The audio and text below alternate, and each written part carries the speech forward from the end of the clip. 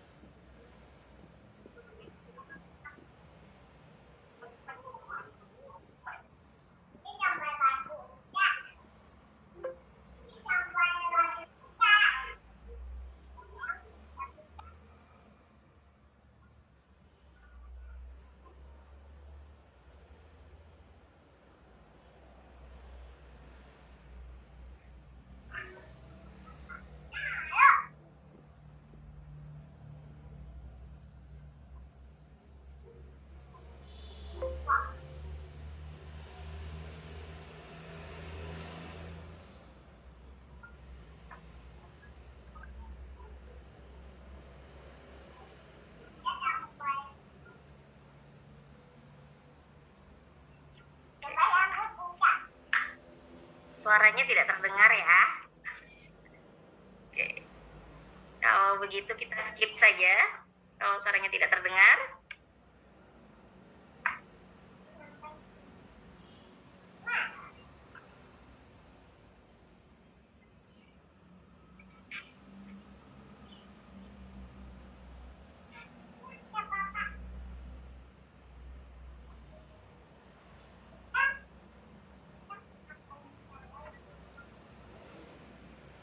Sebentar.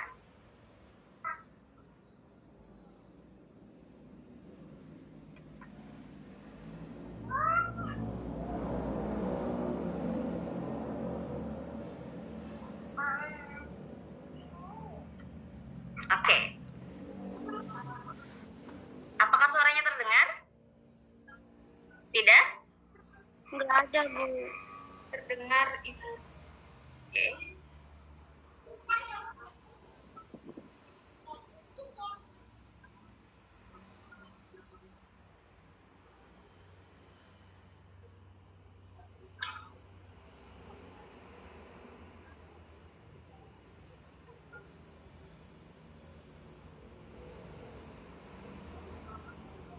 Mohon maaf, Bu. Kedengaran? Ya? Nggak ada suaranya, Bu. Oke. Oke, tidak ada suaranya. Kita stop saja videonya. Sekarang kita mulai saja. Kita langsung. Jadi, kawan-kawan, itu adalah salah satu gambaran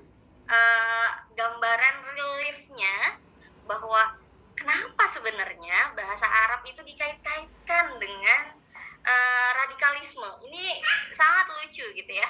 Tadi juga udah dibahas oleh pemateri kita yang pertama gitu.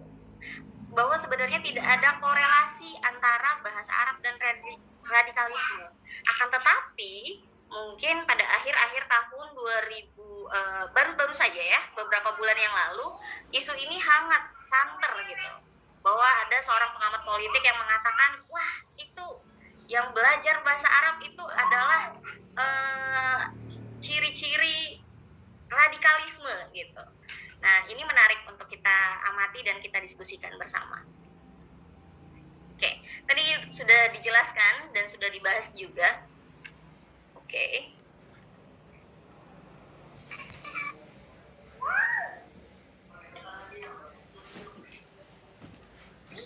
Oke, ini adalah pengertian-pengertian yang kita tahu sebelum kita mengetahui atau lebih lanjut sebelum kita mengatakan, oh saya adalah pro atau saya kontra dengan radikal.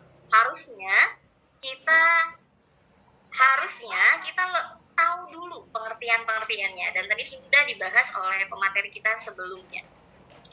menurut KBBI, kemudian juga menurut Wikipedia, menurut para ahli gitu ya, menurut bahasa gitu. Nah, kemudian ketika kita membahas masalah radikalisme, itu akan muncul nih istilah-istilah lain.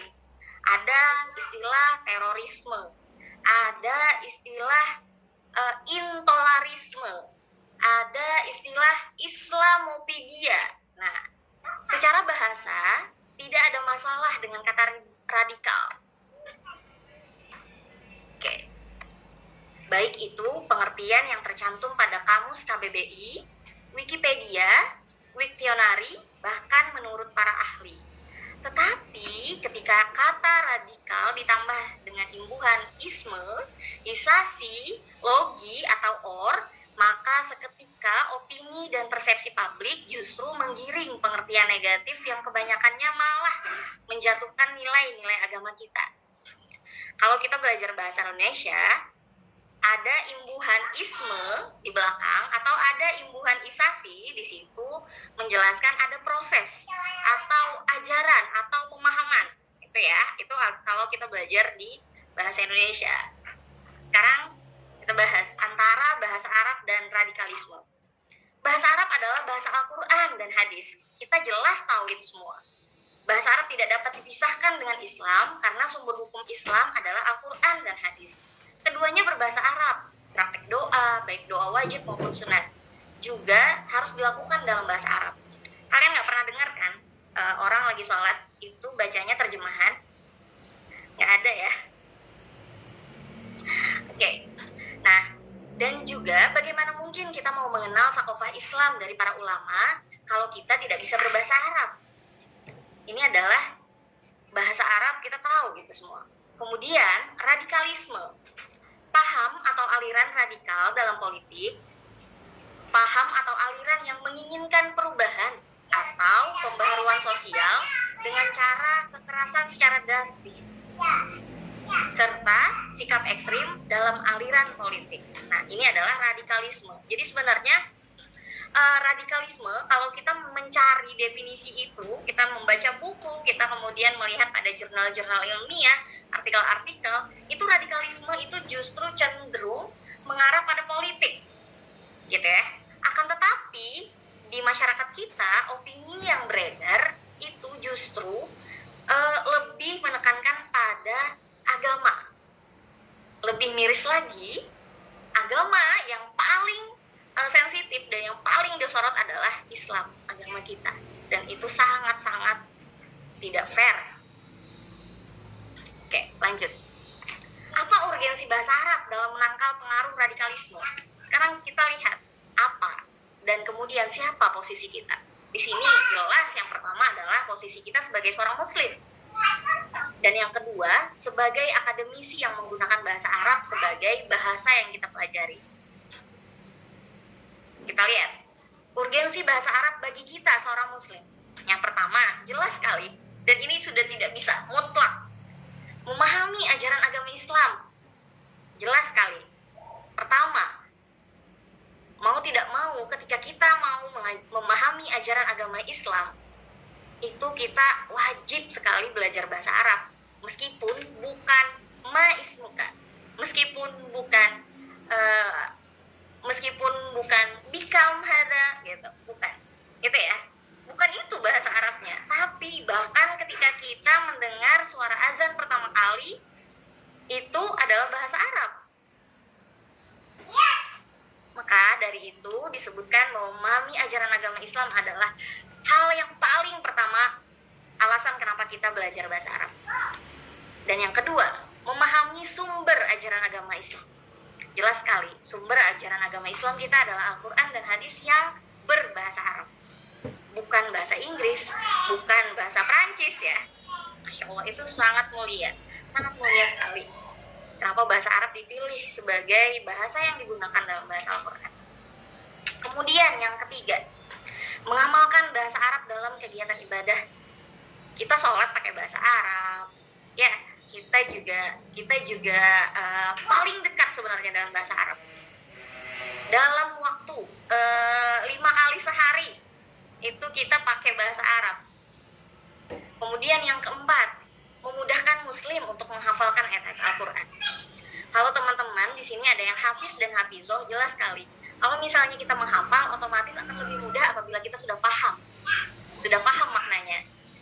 Begitu juga waktu kita sholat, akan lebih khusyuk dan khudur apabila kita sudah paham maknanya. Lanjut, urgensi bahasa Arab bagi kita seorang akademisi. Yang pertama, mempelajari bahasa Arab sebagai perangkat dan sarana memahami ilmu syariat. Ini yang udah kita bahas tadi. Yang kedua, mempelajari bahasa Arab sebagai ilmu alat. Nahwu, shorof, balaghah, mantik, ilmu ma'ani.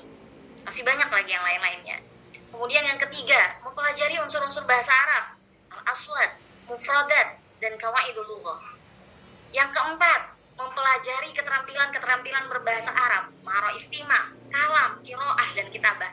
Yang mana keseluruhannya ini adalah yang paling utama adalah mempelajari bahasa Arab itu untuk lebih dekat dengan agama kita. Next, kita belajar bahasa Arab dengan tujuan mendalami ilmu dan keterampilan berbahasa Arab sebagai media ataupun sarana untuk memahami ajaran, sumber, dan kebudayaan agama Islam, sehingga dapat menjadi muslim yang kafah dan dapat mengamalkan ajaran agama Islam di segala aspek kehidupan, menjadi wasilah untuk kembali menyampaikan ajaran agama kita kepada sesama. Belajar, memahami, mendalami, dan memaknai bahasa Arab sama dengan mencintai agama kita. Semakin kita mengenal bahasa Arab, maka akan semakin mudah kita memahami ajaran agama Islam. Setelah kita memahami ajaran agama kita, semakin haus kita akan belajar, sehingga kita dapat memposisikan diri kita sebagai siapa, berkata apa, dan bersikap yang bagaimana, mana yang dipercaya, dan mana yang harus dibela. Bahasa Arab menempatkan kita sebagai pembelajar bahwa dalam sumber ajaran kita, yaitu Al-Quran dan Hadis, terdapat semua jawaban atas pertanyaan. Bahasa Arab merupakan satu-satunya wasilah sebagai alat dan sarana agar kita khudur dan khusyuk dalam sholat dan beribadah lainnya. Bahasa Arab harusnya menjadi trendsetter bagi kita, orang-orang muslim, untuk menjadi semakin haus akan ilmu agama. Tak kenal, maka tak sayang. Kalau kita tidak tahu, kalau kita hanya tahu sekedarnya saja, maka bagaimana kita mau mencintai agama kita? Bagaimana kita mau membela mati-matian agama kita? Jadi, jelas sekali bahwa bahasa Arab adalah kunci dari semuanya. Mau buka pintu nih, gitu ya. Mau buka pintu nih harus pakai bahasa Arab. Pintunya apa? Al-Quran dan Hadis. Gitu. Dan kemudian, kalau kita mau bahas urgensi bahasa Arab, otomatis nih, kita harus tahu dulu apa yang bikin kita sih mudah terpapar radikalisme. Yang pertama, tidak memahami makna yang terkandung dalam surah ataupun ayat Al-Quran dan Hadis. Oh Bu, gampang, kan sekarang tuh tinggal terjemah Bu. Kan ada kamus, kan ada Google Translate, kan ada kamus online gitu ya. Tapi terjemah dan tafsir itu berbeda. Yang kita baca secara kata dan makna itu berbeda. Kalau dibaca langsung nih, kalau kita baca tapi kita tidak tahu asbabun nuzulnya, kita tidak tahu terjemahnya, kita tidak tahu tafsirnya, kita tidak tahu konteksnya, bagaimana mau paham gitu. Ini adalah kadang-kadang orang-orang yang main, oh ini kafir, oh ini radikal, oh ini gitu ya, karena tidak memahami secara tuntas, hanya dangkal-dangkal saja. Yang kedua, tidak memahami konteks kalimat atau tujuan dari surah maupun ayat Al-Quran dan Hadis. Gitu ya. Tidak mengerti asbabun nuzul yang terkandung dalam surah ataupun ayat Al-Quran dan Hadis. Dan ini nih yang paling ekstrim. Berguru pada dunia maya, belajar setengah-setengah dan memiliki pemahaman agama yang dangkal. Kita main comot nih, kayak bikin makalah, ambil referensi sini satu, ambil referensi satu sini. Tapi kita tidak punya guru. Kita berguru pada dunia maya. Kita berguru pada sosial media. Kita ambil ini yang benar, kita ramu. Nggak bisa. Agama Islam tidak receh itu ya. Jadi tidak bisa kita ambil, kita kemudian mendengar ini dari satu, kemudian dicampur-campur, nggak bisa. Itu sangat fatal. terjemah, tafsir, homonim, sinonim, dan antonim. Ini jelas banget ya bagi kita akademisi pembelajar atau akademisi bahasa Arab gitu. Ini kita udah mengenal yang namanya musyarak lafzi, musyarak maknawi. Kita mengenal sinonim, antonim, yang mana ada satu kata kemudian diterjemahkan bisa dalam banyak kata. Otomatis itu sangat mempengaruhi. Kalau misalnya main asal terjemah tapi kita tidak tahu konteksnya, wah jelas sangat berbahaya. Dan ini bisa menimbulkan persepsi negatif dan lain-lain, pemahaman yang salah, dan juga pemahaman yang setengah-setengah. Kemudian memiliki pemahaman yang salah terhadap konsep ukhuwah dalam Islam. Oke, dan ini juga ya, karena berhubungan nih, ini kita lagi akhir tahun ya, Desember. Oke, kita bahas nih 3 konsep ukhuwah dalam Islam. Yang pertama, ukhuwah Islamiyah, persaudaraan yang bersifat lokal, persaudaraan antar umat muslim, khusus umat muslim. Kemudian yang kedua, ukhuwah wataniyah, persaudaraan yang bersifat nasional, persaudaraan sebangsa dan setanah air.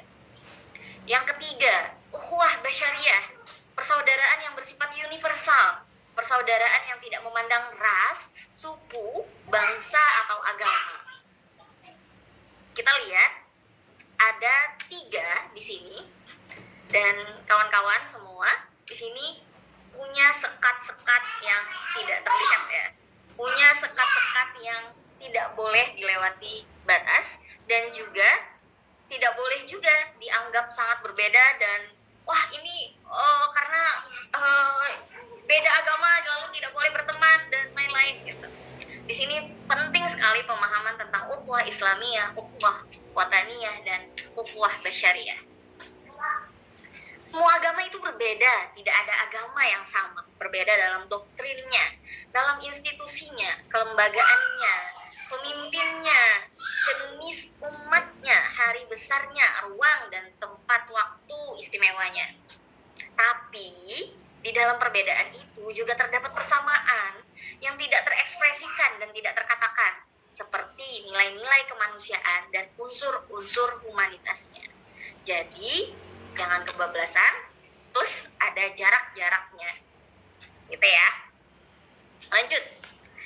Di sini saya sangat suka sekali kutipan dari Kiai Haji Miftahul Akhyar, Ketua MUI Pusat periode 2020-2025. Di sini saya akan bacakan, dakwah itu mengajak bukan mengejek, merangkul bukan memukul, menyayangi bukan menyaingi, mendidik bukan membidik, membina bukan menghina, mencari solusi bukan mencari simpati, membela bukan mencela. Jadi salah satu hal atau ibroh dari yang saya lihat dari sini untuk kita semua, untuk akademisi bahasa Arab, untuk teman-teman mahasiswa khususnya adalah mari fokus untuk positifnya, hal-hal yang positif. Meskipun ada hal-hal yang negatif di sekitar kita, kita tidak perlu merasa layak untuk berkomentar. Kita tidak perlu merasa layak untuk menghakimi. Kita tidak perlu merasa hebat untuk menentukan bahwa ini benar dan ini salah. Why? Kenapa? Karena kita masih belajar. Kita belum bisa menentukan posisi kita di mana. Selama kita masih belajar, kemudian selama kita masih mendalami, selama kita masih mencari tahu dan posisikan diri kita seperti itu terus. Kita belajar, mencari tahu, selalu haus akan ilmu, dan tidak merasa bahwa persepsi kita itu selalu benar. Mari kita bangun persepsi yang benar dengan objektivitas yang proporsional, sehingga kita tidak memaksakan apa yang kita inginkan menjadi sebuah persepsi mutlak untuk menjadi sebuah kebenaran untuk orang lain. Dan ini adalah highlight dari tema kita hari ini, radikalisme, urgensi bahasa Arab untuk menangkal radikalisme. Terakhir dari saya, sebenarnya musuh kita bukan radikalisme, tapi cara berpikir yang salah. Allahu muwaffiq ila aqwamit thoriq. Wassalamualaikum warahmatullahi wabarakatuh. Waalaikumsalam. Waalaikumsalam warahmatullahi wabarakatuh. Waalaikumsalam warahmatullahi wabarakatuh. Baik, saya ucapkan terima kasih kepada kedua narasumber kita yang telah memaparkan materi dengan sangat luar biasa. Memasuki sesi selanjutnya yaitu sesi tanya jawab. Kepada teman-teman yang ingin mengajukan pertanyaan, silahkan sebutkan nama, asal instansi, dan pertanyaan tersebut akan ditujukan ke narasumber yang keberapa. Bagi yang ingin bertanya, silahkan melalui room chat. Dan nanti pertanyaannya akan saya pilih.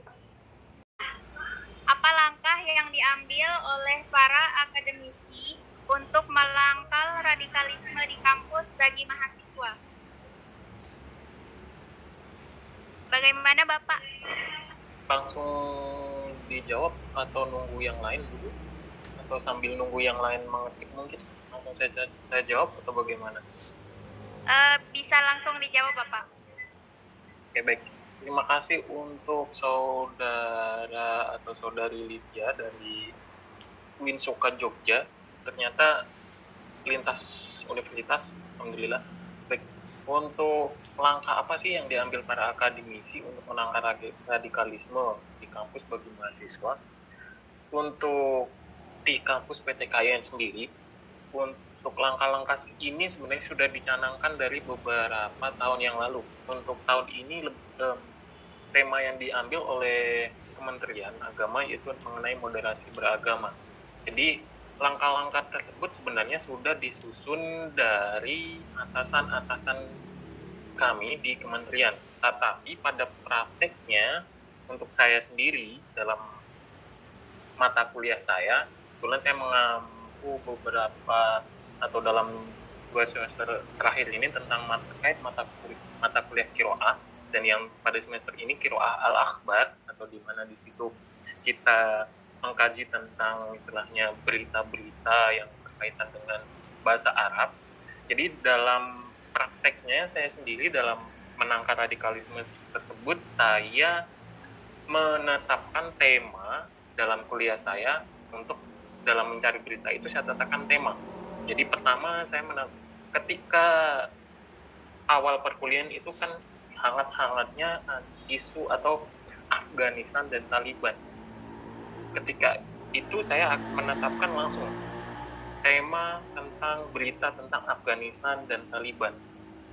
Kemudian mahasiswa mencari link beritanya, kemudian mereka membaca link berita tersebut. Nah, jadi di situ sebelum mereka mencari link atau berita tersebut, saya membuka kelas diskusi terlebih dahulu mengenai tema itu. Jadi sebelum saya memulai perkuliahan juga, saya sudah men-share video terkait Afghanistan dan Taliban tersebut. Kita tidak dapat memungkiri bahwasannya ada beberapa media-media ketika kita mencari berita atau sumber-sumber yang berkaitan dengan radikalisme itu sudah ada opini-opini yang menggiring kita ke arah suatu golongan, ke arah suatu posisi oposisinya. Jadi seperti yang dikemukakan tadi, kita dari kedua narasumber tadi, yang pada intinya radikalisme itu bersifat politik.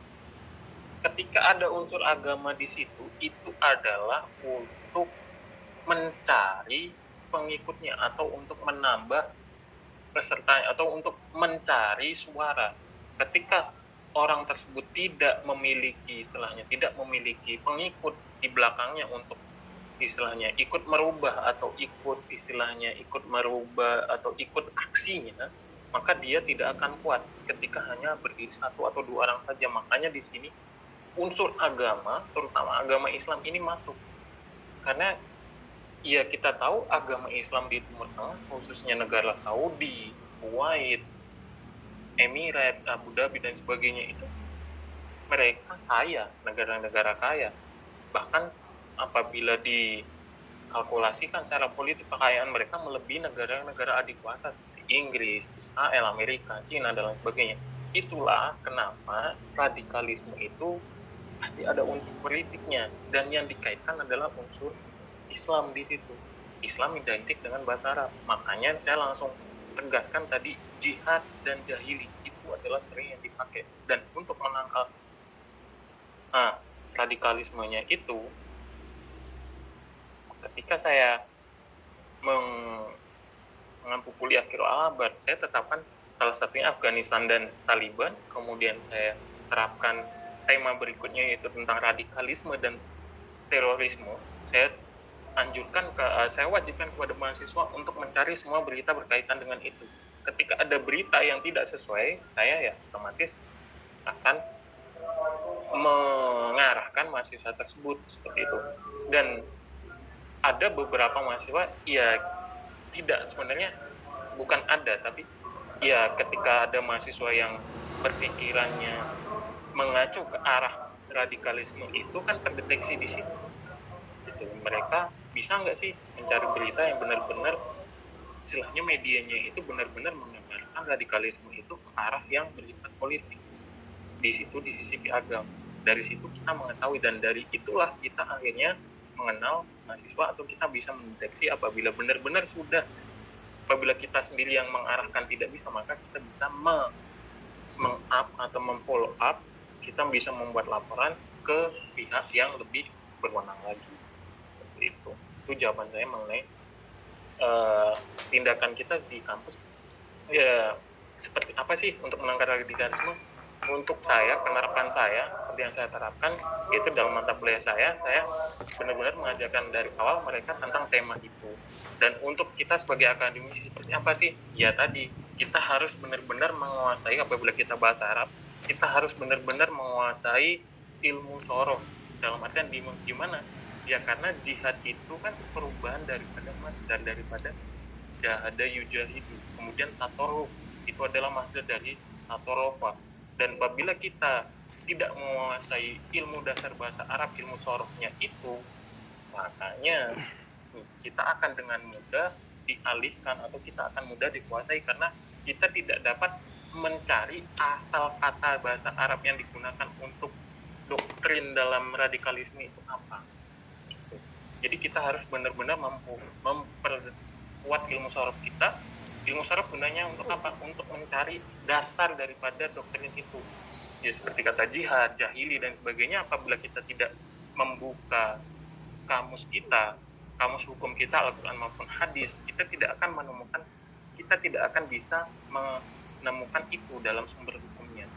Terutama apabila kita dasarnya saja mencari di kamus tidak menemukan kata-kata itu, kita tidak memain unsur, bagaimana kita bisa mau mencari? Itu jawaban untuk yang pertama. Terima kasih, pertanyaannya bagus sekali. Saya kembalikan kepada moderator. Para remaja sekarang untuk memajukan cara berpikir sehingga bisa menjadi pemuda-pemudi yang cara berpikirnya positif, karena kebanyakan sosial media itu banyak yang positif. Sebelumnya mohon maaf untuk Putri Sulastri, pertanyaan ini ditujukan kepada narasumber keberapa?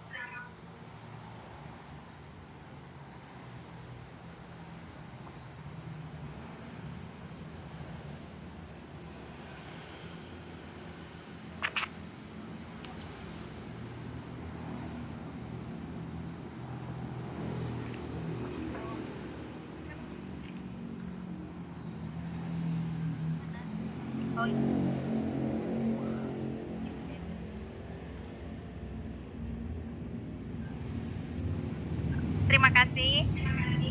Pertanyaan tadi yang dari Putri Sulastri ditujukan kepada Bapak Rukoko.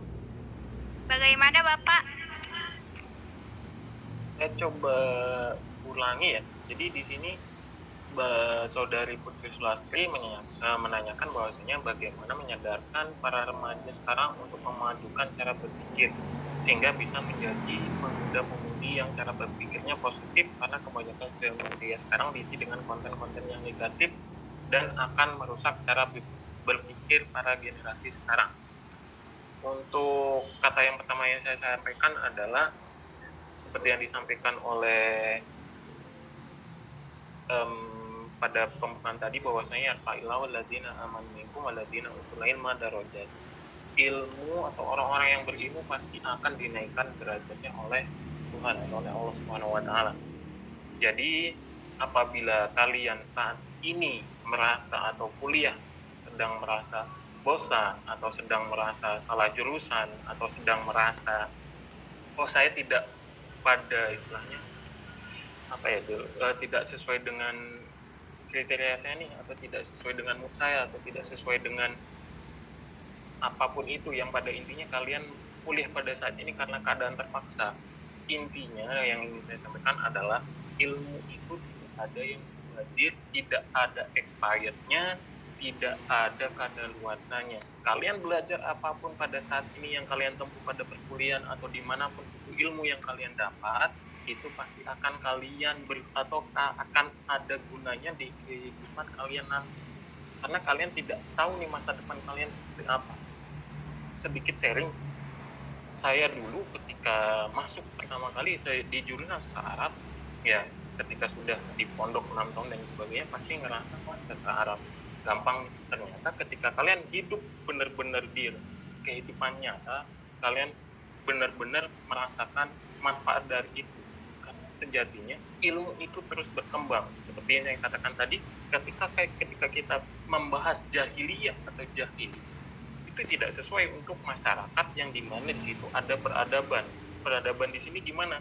Di situ ada pemimpinnya, di situ kita tinggal berdampingan, di situ ada sistem untuk istilahnya, ada sistem, kemudian ada peraturan, perundang-undangan dan sebagainya. Itu disusun tidak dengan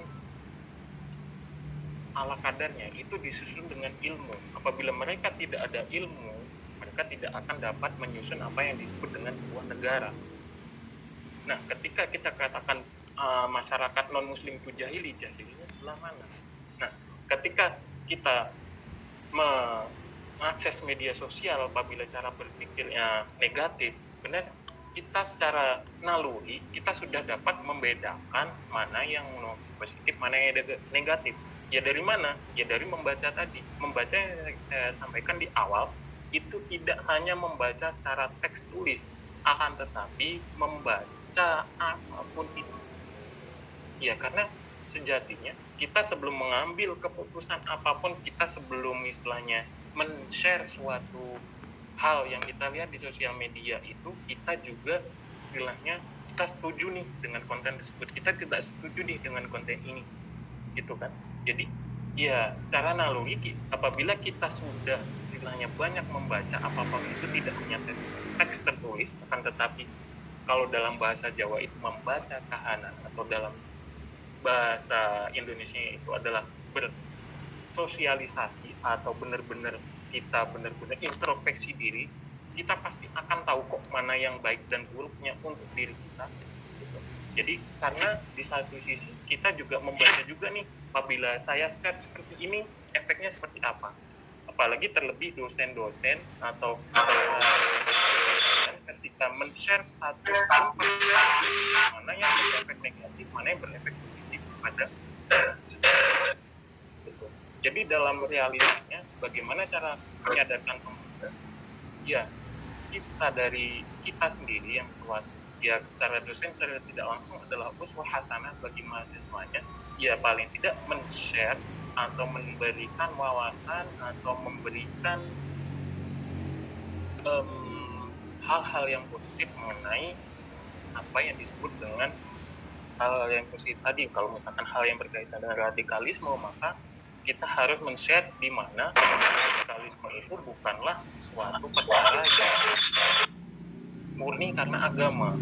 Seperti pada beberapa pada kemarin saya sempat yang ujung-ujungnya juga diblokir oleh Instagram sendiri, itu saya share bahwasanya ada sebuah akun yang mengatakan bahwasanya ada video yang mengatasnamakan ISIS, kemudian di situ ada pertumpahan darah, itu sejatinya adalah hasil video editing.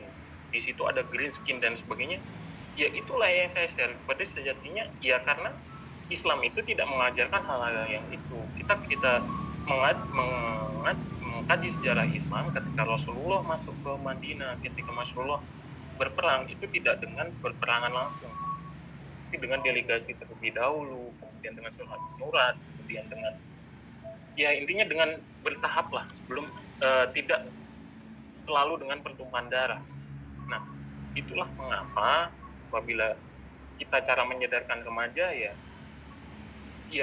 ketika kita sudah punya repertoire, kita sudah punya ilmu yang cukup untuk mengetahui mana yang negatif, mana yang positif, pasti kita akan tahu kok mana pemuda yang benar-benar sudah berjalan lurus, mana yang pemuda sudah belok, baik itu kanan atau kiri. Nah, dari sinilah kita sebagai yang mengetahui itu ya kita paling tidak menegur lah, mengajak ngobrol, ngajak kopi, ngajak nongkrong, ngajak kemana seperti itu untuk ngobrol di mana apa yang telah dilakukan, apa yang telah di-share oleh media tersebut itu tidak benar. Seperti itu. Itu jawaban dari saya, Mbak. Terima kasih.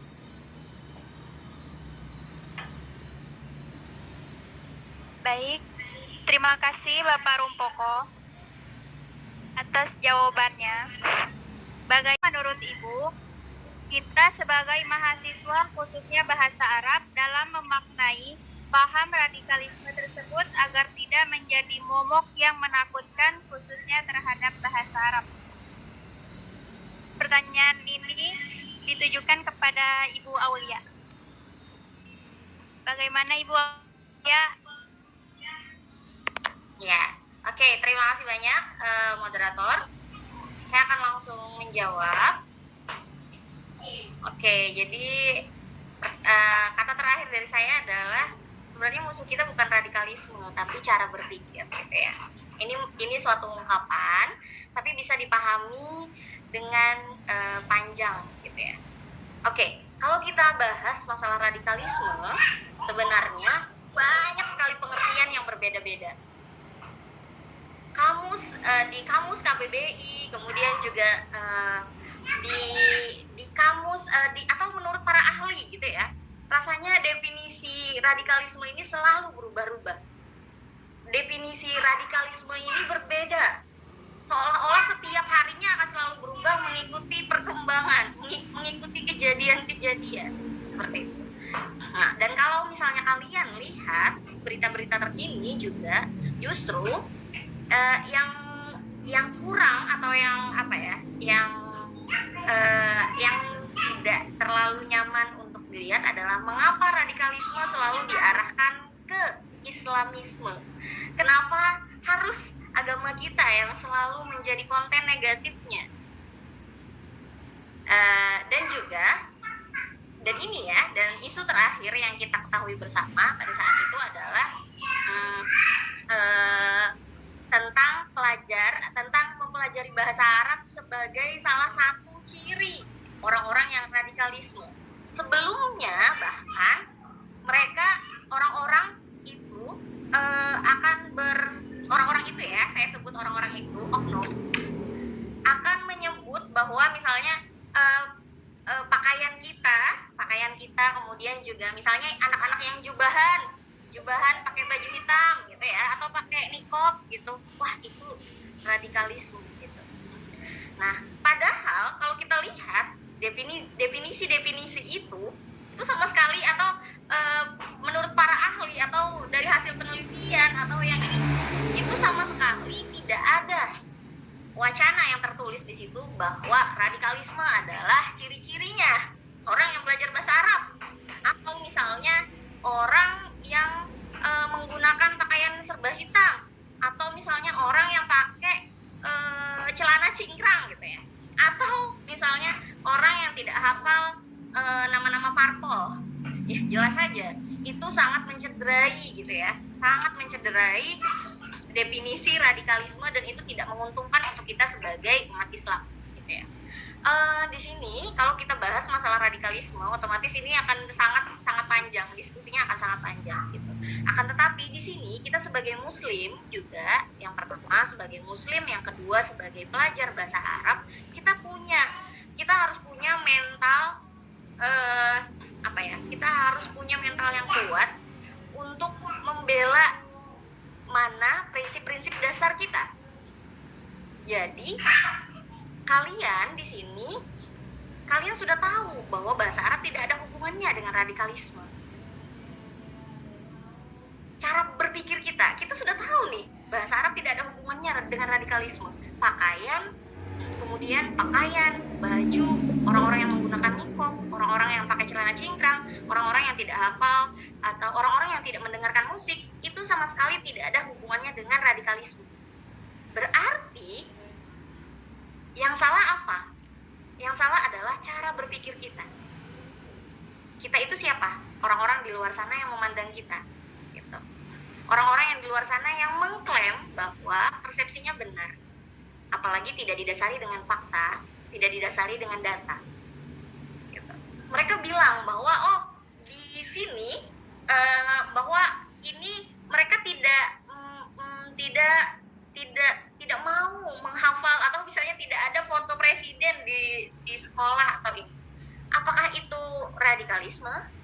Bisa jadi kebetulan memang tidak ada, gitu ya. Jadi atau memang kebetulan memang karena tidak hafal, atau misalnya tidak hafal nama-nama parpol, atau misalnya tidak hafal nama-nama menteri lalu dikatakan radikalisme. Apakah seperti itu? Itu yang di sini saya tekankan, bahwa kita sebagai akademisi di sini kita harus tahu batas-batasnya. Batas-batas yang dalam arti di mana kita sebagai muslim di sini kita juga punya garis, jangan mau selalu selalu dikomentari negatif yang dalam arti mengarah bahwa ini radikalisme gitu. Akan tetapi kita sampaikan dengan cara yang baik, dengan tutur kata yang lembut, dengan sopan, dan juga dengan adab yang bagus gitu. Kita tidak perlu membalas, ataupun kita tidak perlu berkomentar dan yang lain, atau misalnya kita tidak perlu, wah kamu yang radikal, ini tidak perlu. Kita balas dengan hal-hal yang lebih positif. Kenapa? Karena kita tidak satu frekuensi artinya, atau kita tidak sama. Berarti yang salah adalah cara berpikirnya. Mungkin sekian, bisa dipahami ya.